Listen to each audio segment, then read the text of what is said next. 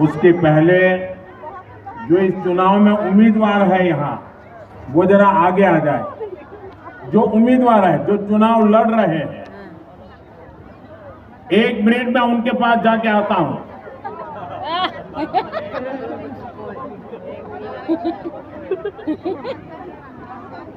बहिलो क्यों लाखोती हो तकलीफ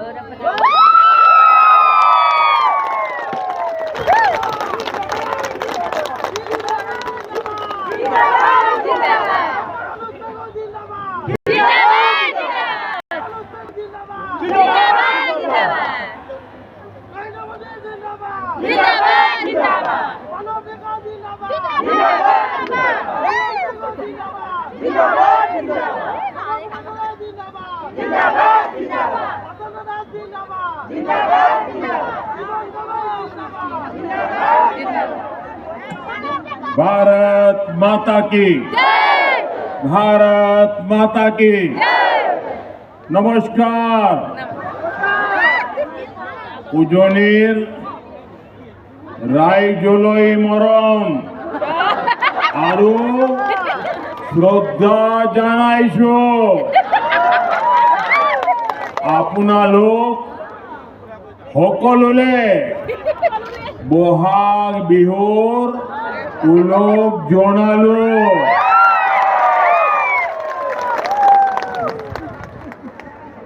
असम के चुनाव की घोषणा के बाद ये मेरी पहली जनसभा है।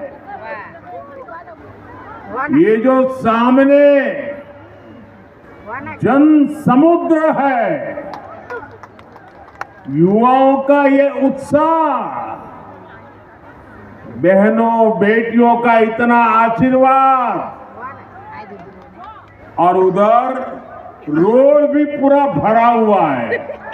पता नहीं उनको सुनाई देता होगा कि नहीं देता होगा, शायद वो मुझे देख पाते ही नहीं होंगे। लेकिन देखिए ये प्यार, ये इस बात की खुली घोषणा है कि इस बार हैट्रिक पक्की है। देखिए, आप सबके आशीर्वाद से मुझे प्रधानमंत्री के रूप में हैट्रिक बनाने का अवसर मिला।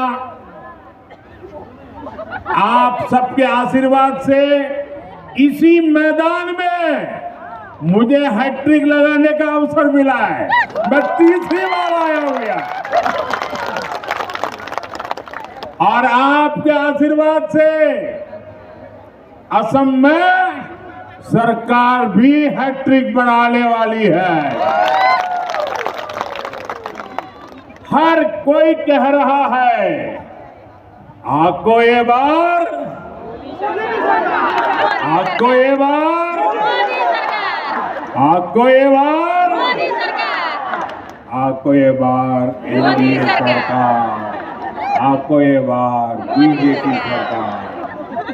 साथियों, मुझे बहुत खुशी है कि मैं गुगुआ डोल में विराजमान भगवान शिव और डोनी पोलो के आशीर्वाद से चुनाव प्रचार की शुरुआत कर रहा हूं। मेरे लिए तो एक क्षेत्र एक और कारण से भी विशेष है। यहां से मालिनी थान ज्यादा दूर नहीं है।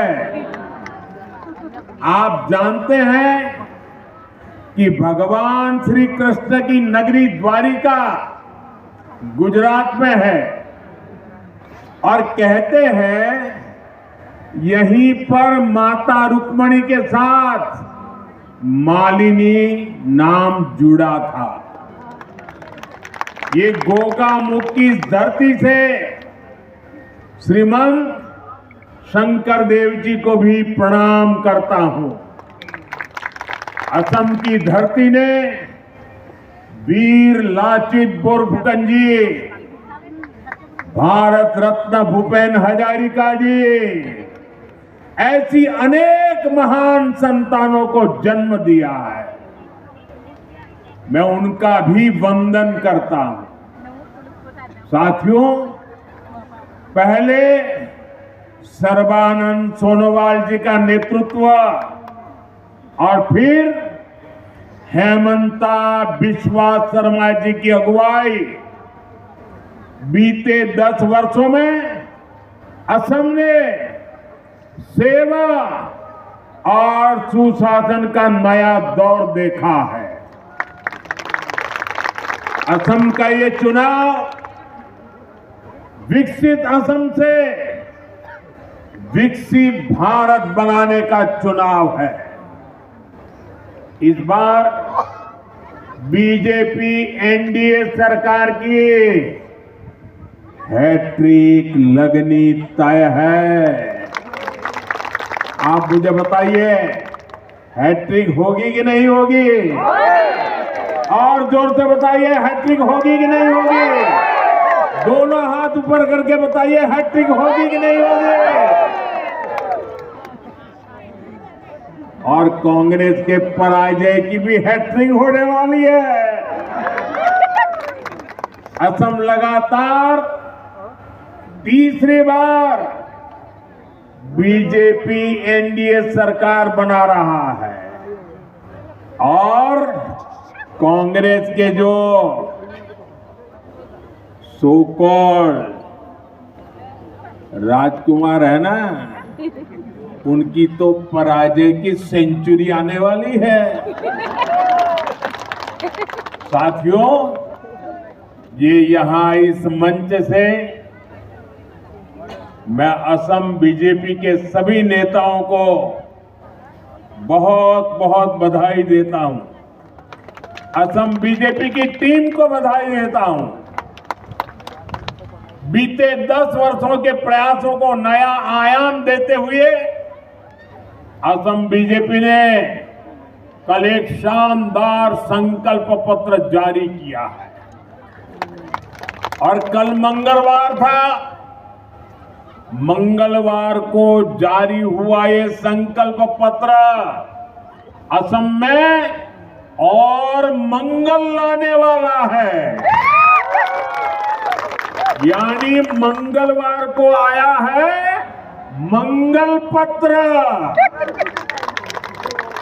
ये मंगल करने वाला संकल्प पत्र है।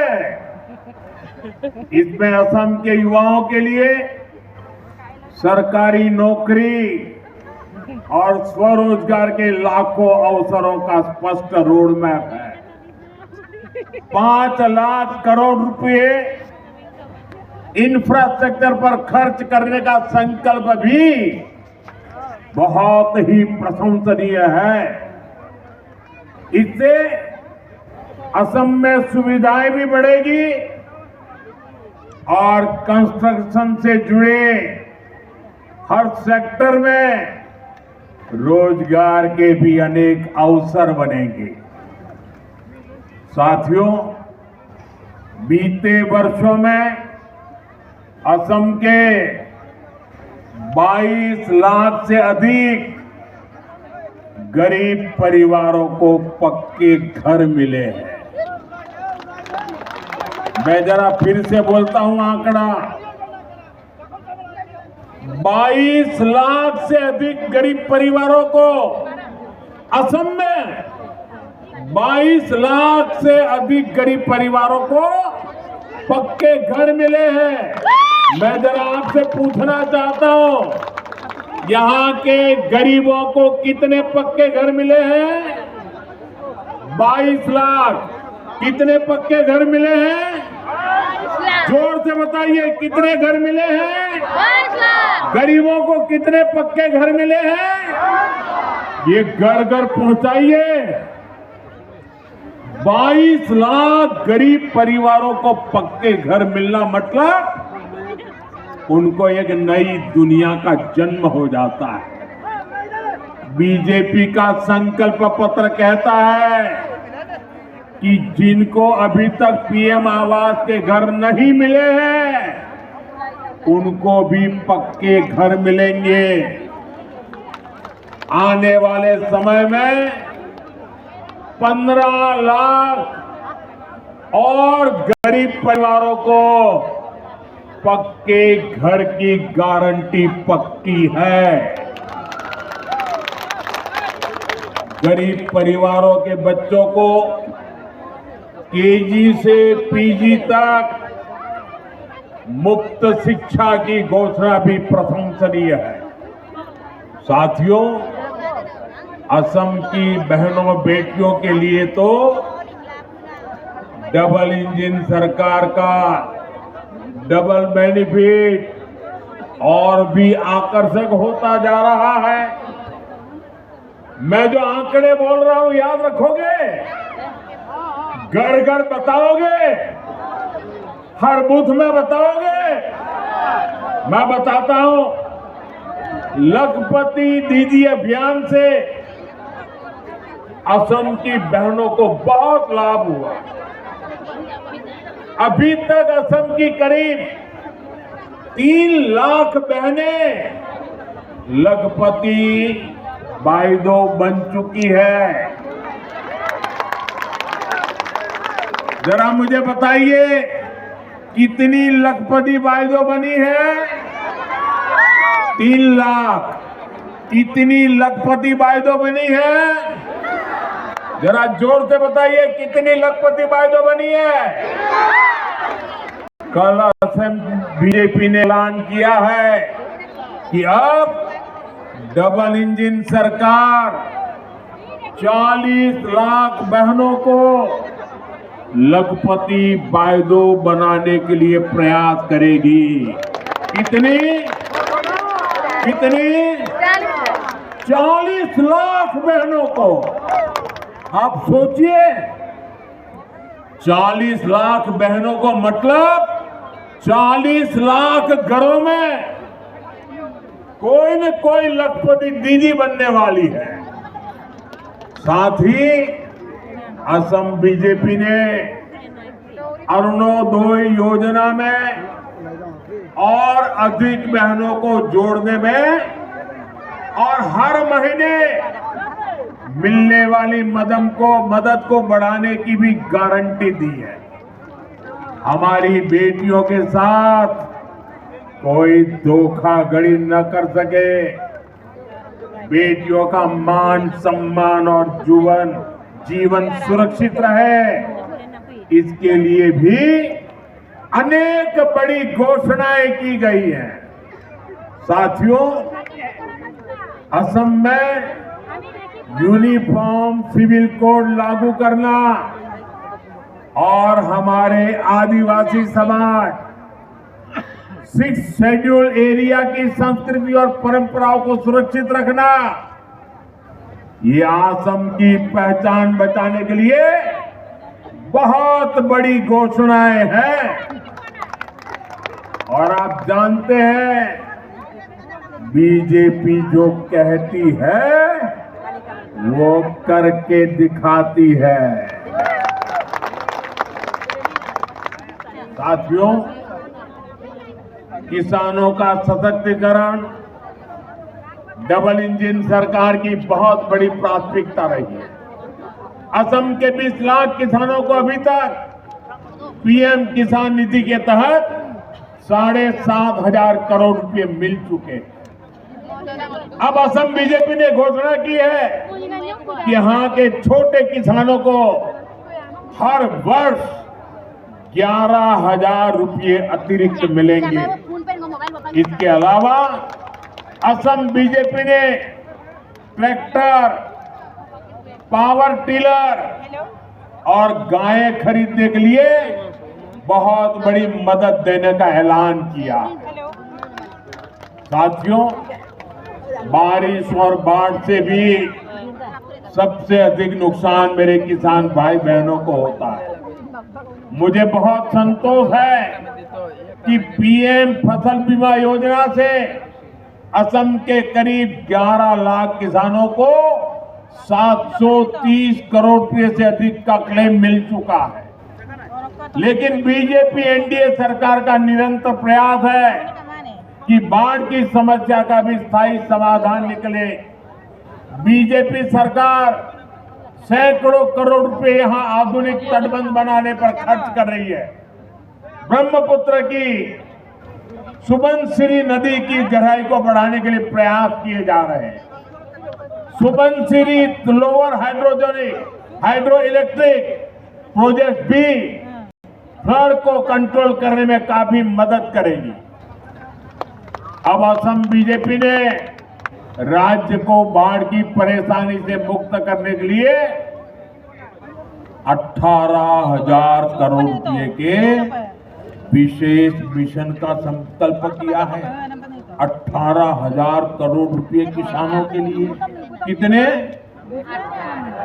आपको याद रखना पड़ेगा कितने, जरा जोर से बताइए कितने? 18,000 करोड़ रुपए। कितने किसानों के लिए? कितने? ये पैसा बाढ़ की परेशानी कम करेगा और मेरे किसानों की रक्षा करेगा, इस क्षेत्र के विकास को नई गति भी देगा। साथियों, बीते एक दशक में असम ने विकास का एक लंबा सफर तय किया। ये जो 20-25 साल के नौजवान हैं, इन्होंने बीजेपी एनडीए का सुशासन ही देखा है।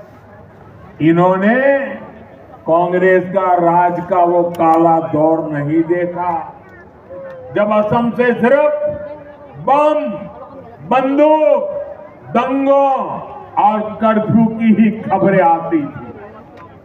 डबल इंजन सरकार ने बीते एक दशक में असम को स्थायी शांति की नई राह दिखाई है।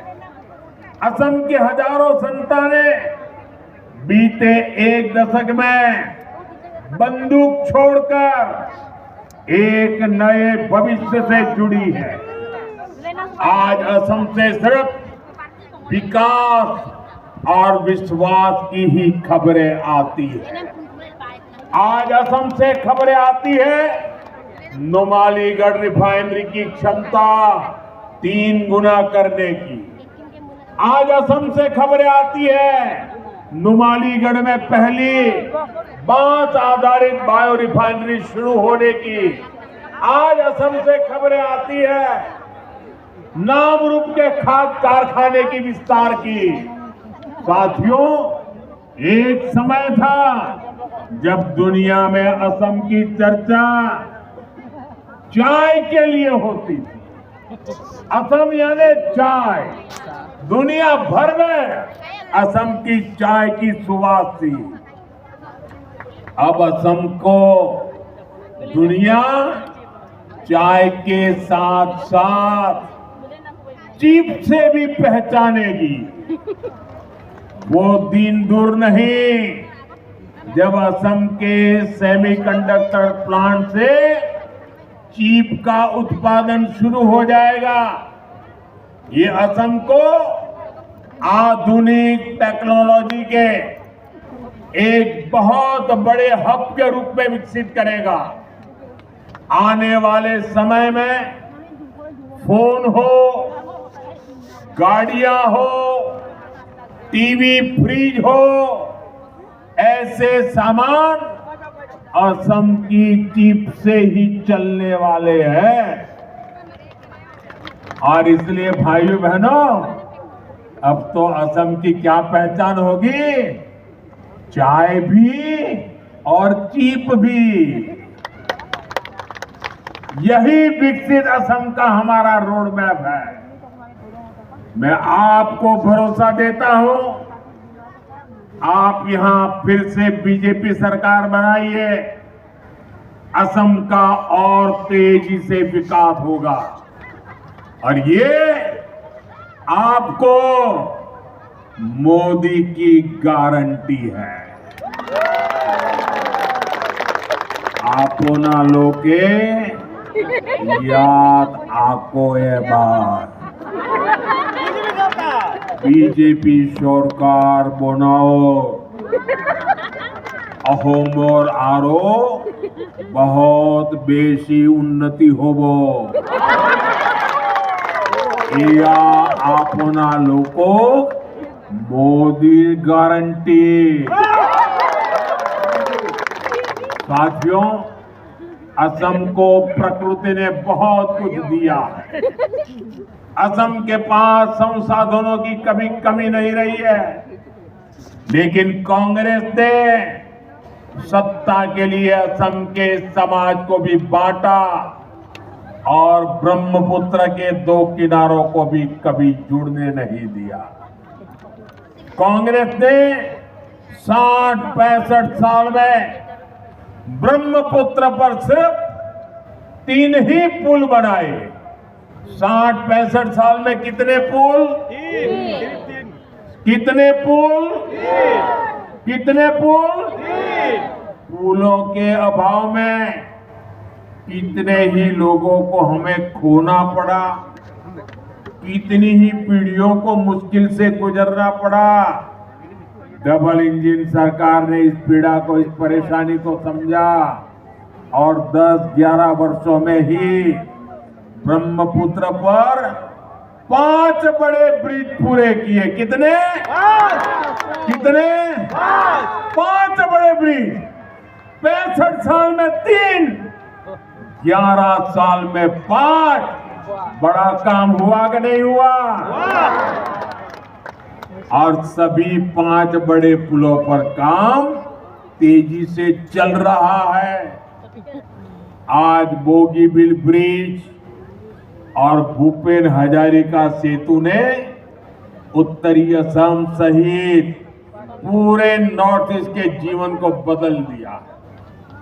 कांग्रेस रहती तो ये ब्रिज आज भी पूरे नहीं हो पाते।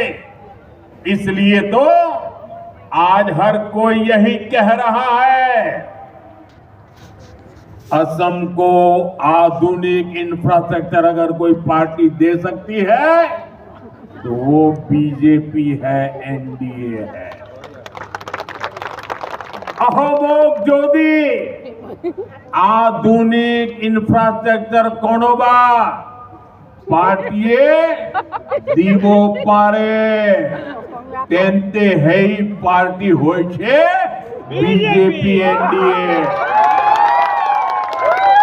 साथियों, कांग्रेस के लिए हमेशा पावर पॉलिटिक्स और अपना परिवारी फर्स्ट रहा।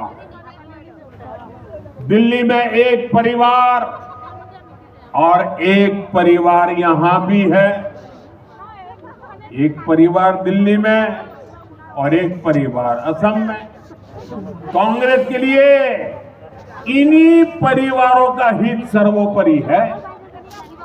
कांग्रेस ने दशकों तक सरकारें चलाई है, लेकिन आप लोगों के स्वास्थ्य पर बिल्कुल ध्यान नहीं दिया। 6-7 दशक में असम में केवल 6 मेडिकल कॉलेज बन पाई थी। कितनी मेडिकल कॉलेज? ऐसा नहीं, जोर से बोलिए, बारिश आ रही है फिर भी बोलिए। कितनी मेडिकल कॉलेज? कितनी मेडिकल कॉलेज? आज असम में यानी 60-65 साल में 6 मेडिकल कॉलेज। आज असम में 14 मेडिकल कॉलेज है और 10 मेडिकल कॉलेज पर काम चल रहा है। कितनी मेडिकल कॉलेज? 14 और 10 बन रही है, 24 हो जाएगी।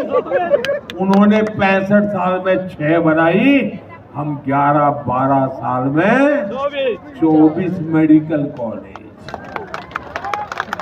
इसमें एक मेडिकल कॉलेज यही धेमाजी में भी बन रहा है।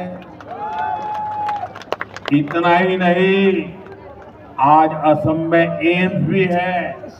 इसी तरह असम में इंजीनियरिंग कॉलेज की संख्या 7 हो गई है और पॉलिटेक्निक कॉलेज 10 से बढ़कर 26 हो चुके हैं।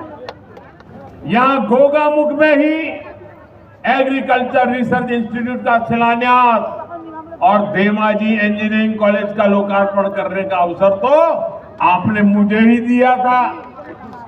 धेमाजी ITI और धेमाजी पॉलिटेक्निक को भी अपग्रेड किया जा रहा है, यानी असम को बेहतर इलाज मिले, बेहतर पढ़ाई की सुविधाएं मिले, ये हमारी प्राथमिकता रही है। इससे गरीब हो या मिडिल क्लास, सबका जीवन बेहतर होता है। असम के गरीब और मध्यम वर्ग का कल्याण बीजेपी की बहुत बड़ी प्राथमिकता है।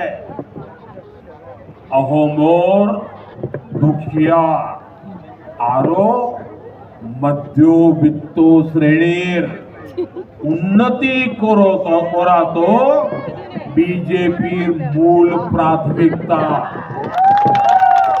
साथियों, आपने कांग्रेस के कुशासन से असम को मुक्त किया, लेकिन आपको बहुत सतर्क रहना है। कांग्रेस अब एक अलग ही खेल खेलने में जुटी है।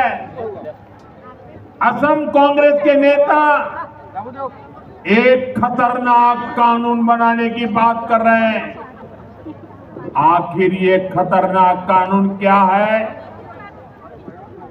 आज असम की जनता के सामने कांग्रेस की इस चाल का पर्दाफाश करना चाहता हूं। साथियों, 2014 के चुनाव से पहले कांग्रेस की केंद्र सरकार ने एक कम्युनल वायलेंस कानून बनाने का प्रयास किया।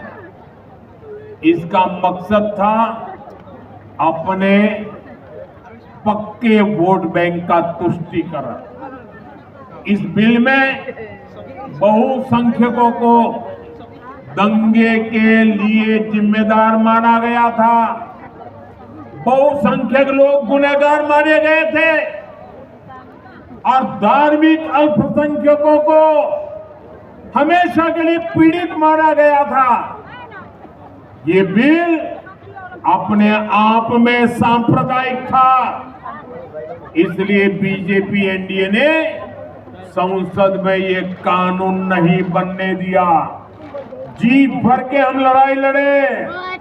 ये कानून अगर बन जाता और कांग्रेस की सरकार अगर बनी रहती तो देश के बहुसंख्यक समाज का कितना शोषण होता, इसकी आप कल्पना कर सकते हैं। बाबा साहब आंबेडकर ने जो संविधान बनाया, उस संविधान के पीठ पे छुरा भोंकने का एक खेल चल रहा था।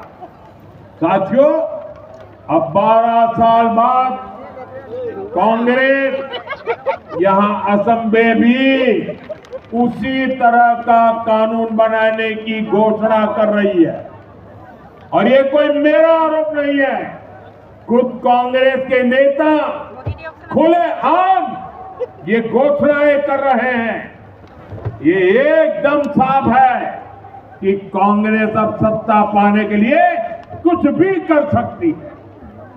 अब तो मुस्लिम लीगी माओवादी कांग्रेस बन चुकी है। आजादी से पहले मुस्लिम लीग ने देश को बांटने का खेल खेला, वही काम आज कांग्रेस कर रही है। साथियों, आज कांग्रेस घुसपैठ और घुसपैठियों को भी खुला समर्थन दे रही है।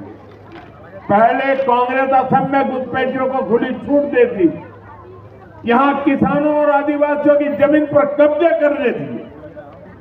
अब जब बीजेपी एनडीए सरकार इस अवैध कब्जे को हटा रही है तो कांग्रेस इस पर भी बवाल कर रही है। साथियों, कांग्रेस असम में विदेशियों को बसाना चाहती है। असम की मूल संतानों को अल्पसंख्यक बनाना चाहती है। असम के अनेक जिलों में ये संकट हम सभी देख रहे हैं। बीजेपी एनडीए सरकार किसानों, आदिवासियों और हमारे जंगल की जमीन को घुसपैठियों के कब्जे में नहीं रहने देगा। अवैध कब्जे के खिलाफ बीजेपी एनडीए सरकार की कार्रवाई जारी रहेगी। असमिया शान और पहचान बनी रहेगी। ये मोदी की